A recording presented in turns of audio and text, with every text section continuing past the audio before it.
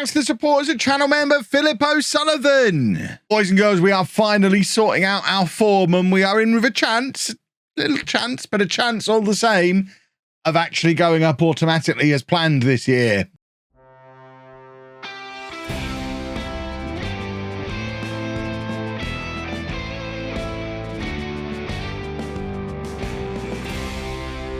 And welcome to part 115 of Bourne in the USA. I'm Kevin. Coming up on today's episode, we have two games for you in the league. We're at home against Greenville and away against Reno. Since the last time you were with me, as you can see, we've won a lot of football matches, 4 in a row in the league. There's still the odd little defeat in there somewhere. One thing we don't do very often, and it's been our way for a long time because we play such attacking football, and we don't often draw matches apart from that little run there, where we drew a lot of matches. But apart from that, I mean, we've not drawn a match since that weird run that we were on. So we're winning a lot. We're not conceding very many goals. We've won 2 times over the Atlanta teams, which if you remember earlier on in the season, we struggled a little bit with them. One of them beating us 3-0. And the league table now looks like this. We're 2 points behind Cal United. There's, 14 games remaining? Madison are long gone. We're not catching Madison. They're another one of those teams. I mean, they're just too good for this level. They got promoted from this level the year before, got relegated last year, but clearly too good to have gone down, and they are going straight back up again. There's no catching them. But Cal United, definitely catchable. And Reno, who we play in the second game in the episode, are very much in the mix for that as well. So we need to be on tippity top form. In addition to the league going quite well, the US Open Cup is going better than it's ever gone before as well. We're into the 5th round of this. We're away against North Carolina in the next round. I'm still not going to show you that, I don't think, because the league is that much more important this year. But if we do somehow make it through into what would then become the quarterfinal of the US Open Cup as a League One team, you'll probably get some of that in the next episode, but don't hold your breath. I think the run probably comes to an end against North Carolina. Money-wise, we have had a little bit of investment from the board, and they threw £400,000 in the club, but as you can see, it still doesn't make much of a difference. Neither does the cup run.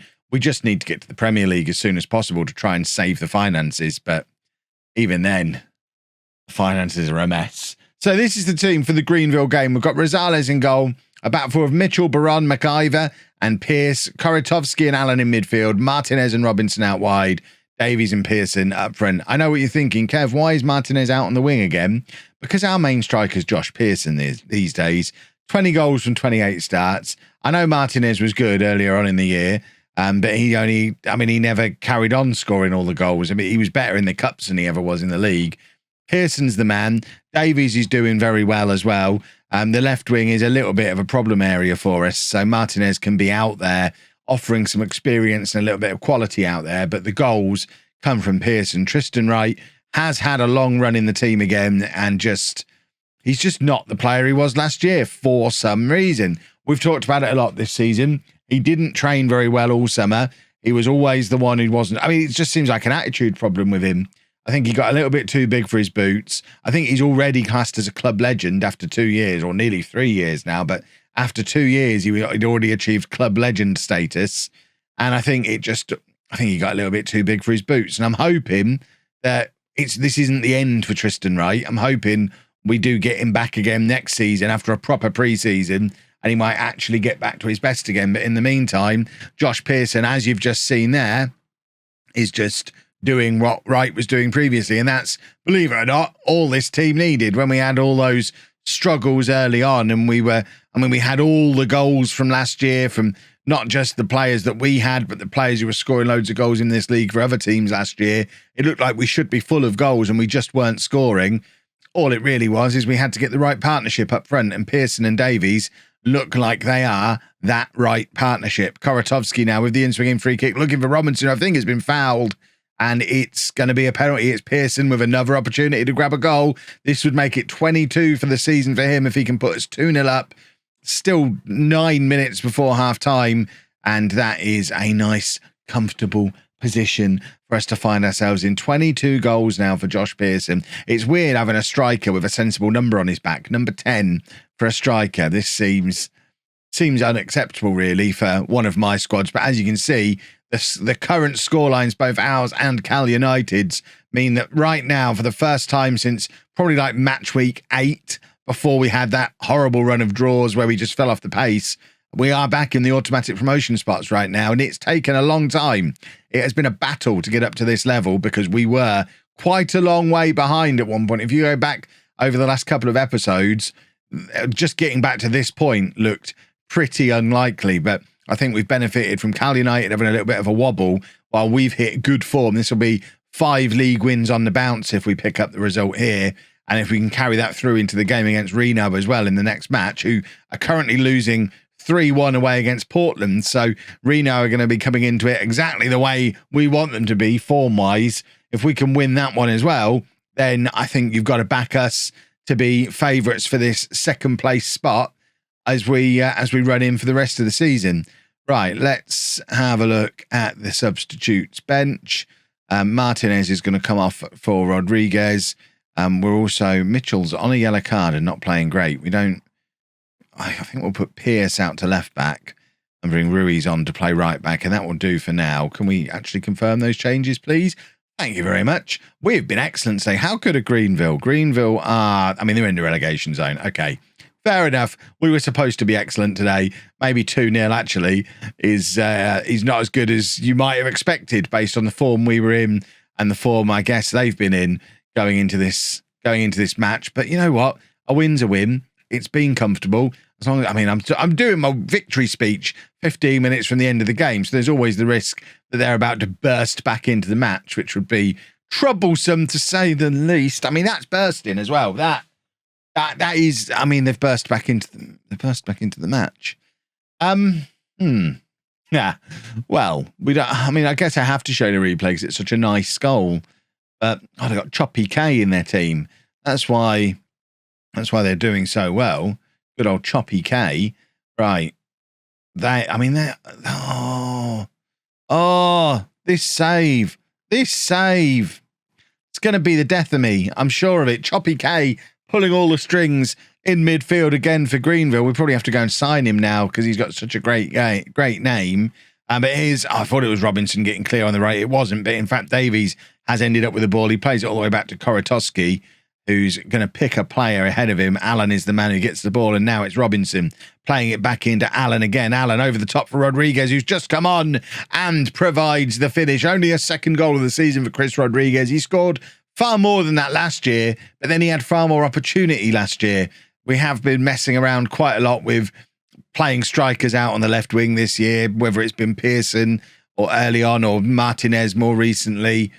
We had too many attacking players, and it's been a little bit harder to fit Rodriguez in, but he's shown there that when given the opportunity, he can still deliver the goods. Robinson now heads forward to Davies, who I think has got options ahead of him, but my colourblindness struggles with these two kits against each other, so I don't really know where Pearson was. I see him now, and I don't know if that's blonde hair or a bald head. We need to inspect him closer, but either way, that's a much easier way to pick him out. But it is Greenville who've got the ball again. There's late action in this match for sure. It should all be home and dry by now, but we've now given away a penalty with 3 minutes left. Pierce, it's a soft penalty for him to give away, and now Rosales, I could really do with him making the penalty save here, just so I don't have a really stressful last couple of minutes. He hasn't made the save. It's 3-2 on the stroke of 87 minutes. If we end up conceding another one here, I'm going to be very upset about it because things are going so well. League table-wise, currently Cal United are 4-2 down. Reno are losing as well. Everything around us is going our way. If we bottle our side of things, it will teach me not to do victory speeches with 15 minutes of the match remaining. But it is Greenville who are coming at us again. And I feel like if there is going to be another goal in this game, it's almost certainly going to them because we just seem to have lost all attacking oomph since I made the speech. It's like the players could hear me and they are going to score, aren't they? Oh, okay. It was offside. Let's not panic. He says, what's covering his eyes? Going, But either way, I think we have held on after a little bit of a scare. We can't play like that against Reno. Like we said, Greenville are a team who are probably getting relegated this year. Reno are pushing for promotion.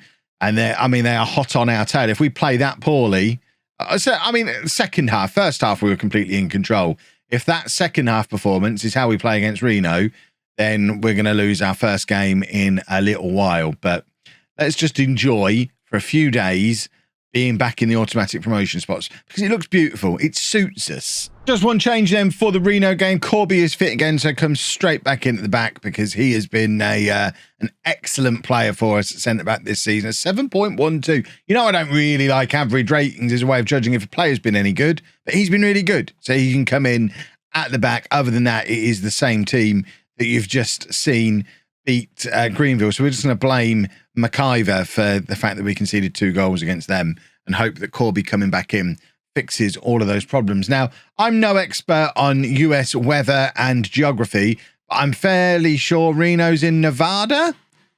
And Nevada's famous for 2 things, I think, Vegas and deserts. Yet this pitch seems to be covered in snow. American folk who are watching this video, do you get a lot of snow in Reno in, I guess this is March time? Do you get a lot of snow in Reno at all? Let me know down in the comment section. Maybe Nevada's another one of these stupidly big states that, although it has Vegas, which is quite warm, and a desert, which is quite warm, maybe it also has a little snowy area really far to the north of an enormous state that's 3 times the size of Europe, or one of these absurdities that you get in North American geography. But I'm going to assume there probably shouldn't be any snow here.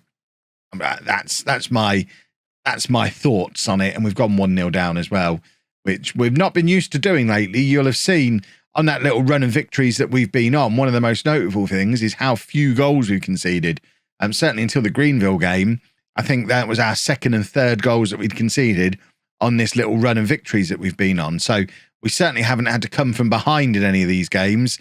And it's going to be an interesting test of where our character is as a club at the moment, whether or not we are able to come from behind in this game, because like I say, it's something that often this season we've gone behind and then kind of crumbled from there.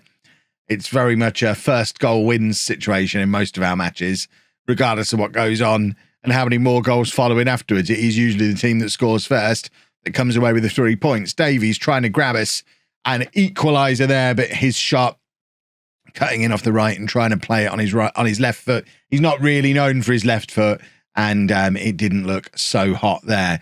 It looks like we're the only team playing today, actually. This is giving everybody around us a game in hand. So unless we, in fact, even if we lose, we're staying second for now, but Reno come up to level on points with us, which isn't ideal. And Cal United, if they win their game in hand, will leapfrog up above both of us. And just on the stroke of half time, Reno make it 2-0, and we have not looked like we are in this game at all. And it really is the frustrating story of our season. Just when we look like we're playing well and finally sorting our lives out, we go and do something like this. And we've not been very good at all. Where's the match stats? Give me some match stats. In fact, give me a goal and then give me the match stats. Allen with the free kick, looking for Robinson, but can't find him. There's nobody there to collect the loose ball. And it's just led to a Reno counter-attack. How are we giving them a shot on goal from our attacking free kick? We didn't get a shot off of that free kick. I mean, I say we've been poor. Reno are on an XG of 0.34, but they've scored twice. Our XG is actually better than theirs. So maybe we've not been as poor as we've both been poor. We've been poor and unlucky.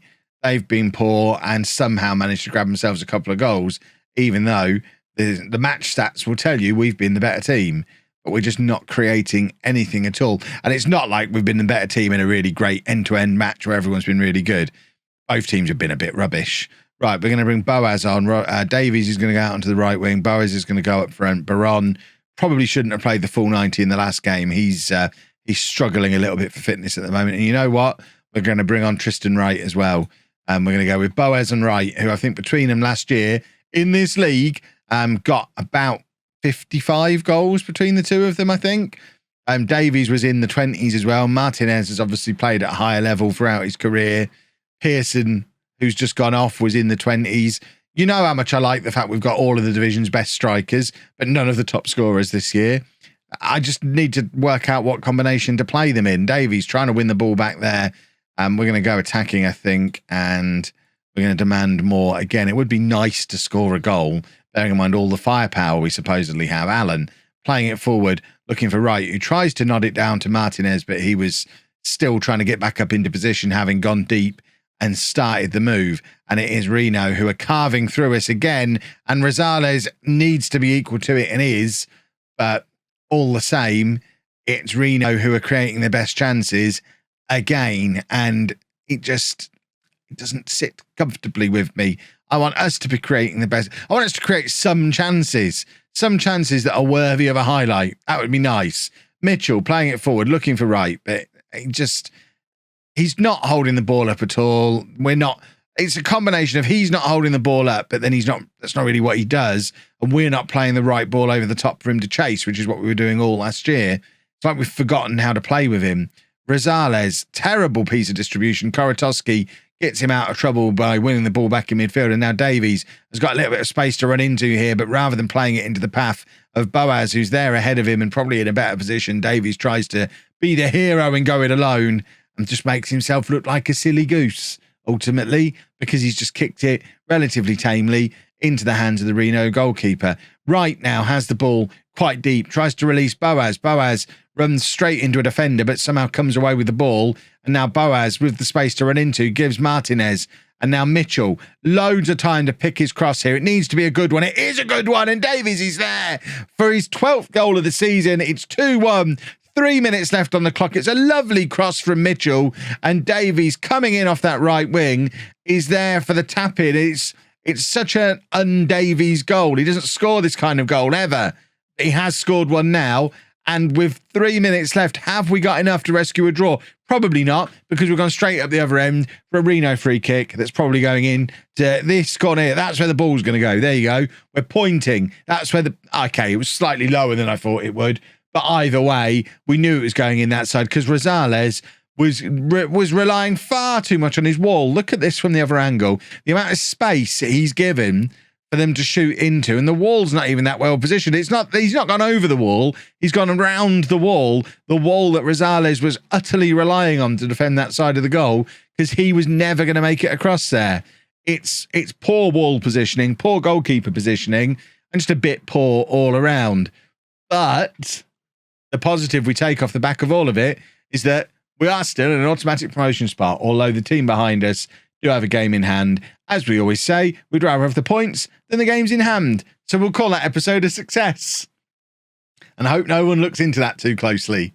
If you've enjoyed that, please make sure you leave a nice big thumbs up on there for me.